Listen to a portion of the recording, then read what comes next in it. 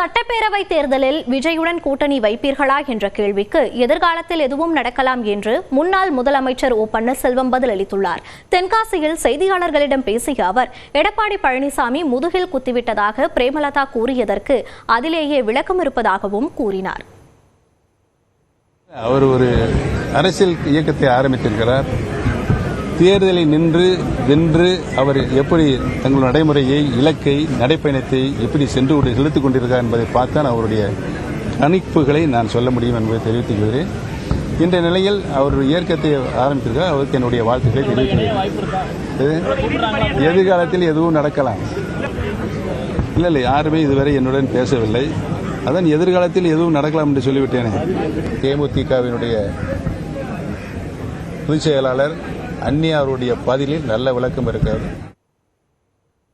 OPS உள்ளிட்ட அனைத்து அதிமுகவினரும் ஓரணியில் வர வேண்டும் என தமிழ்நாடு பாஜக தலைவர் நயினார் நாகேந்திரன் வலியுறுத்தியுள்ளார். தமிழ்நாட்டில் அடுத்த ஆண்டு சட்டப்பேரவை தேர்தல் நடைபெறவிருக்கும் நிலையில் அரசியல் நகர்வுகள் சூடுபிடித்துள்ளன. அதிமுக பாஜக கூட்டணி அமைந்துள்ள நிலையில் டிடிவி தினகரனின் அமமுக, ஓபிஎஸ் அணி உள்ளிட்டோர் அதில் உள்ளனரா என்ற கேள்வி எழுந்தது. இந்த நிலையில் தேசிய ஜனநாயக கூட்டணியிலிருந்து வெளியேறுவதாக ஓ பன்னீர்செல்வம் அறிவித்தார். மேலும் செய்தியாளர்களிடம் பேசிய அமமுக பொதுச் செயலாளர் டிடிவி தினகரன், தேசிய ஜனநாயக கூட்டணியில் தாங்கள் இருக்கிறோமா என்பதை தமிழ்நாடு பாஜக தலைவர் நயினார் நாகேந்திரன் தெளிவுபடுத்த வேண்டும் என கூறியிருந்தார். இதனிடையே அதிமுக ஓரணியாக வேண்டும் என சசிகலாவும் தெரிவித்திருந்தார். இந்த நிலையில் நெல்லையில் நியூஸ் 18 தமிழ்நாடுக்கு பேட்டியளித்த நயினார் நாகேந்திரன் சசிகலாவின் கருத்தை வழிமொழிவதாக தெரிவித்தார். கூட்டணியில் சேர்க்கிறதுக்கான வாய்ப்புகள் எவ்வாறு இருக்கிறது? தேசிய ஜனநாயக கூட்டணியில் சேர்க்கணும்னு டிடிவி தினகரன் உங்களுக்கு பார்வை. அதாவது எங்களை பொறுத்த மட்டும் திராவிட முன்னேற்ற கழக அரசை வீழ்த்த வேண்டும்.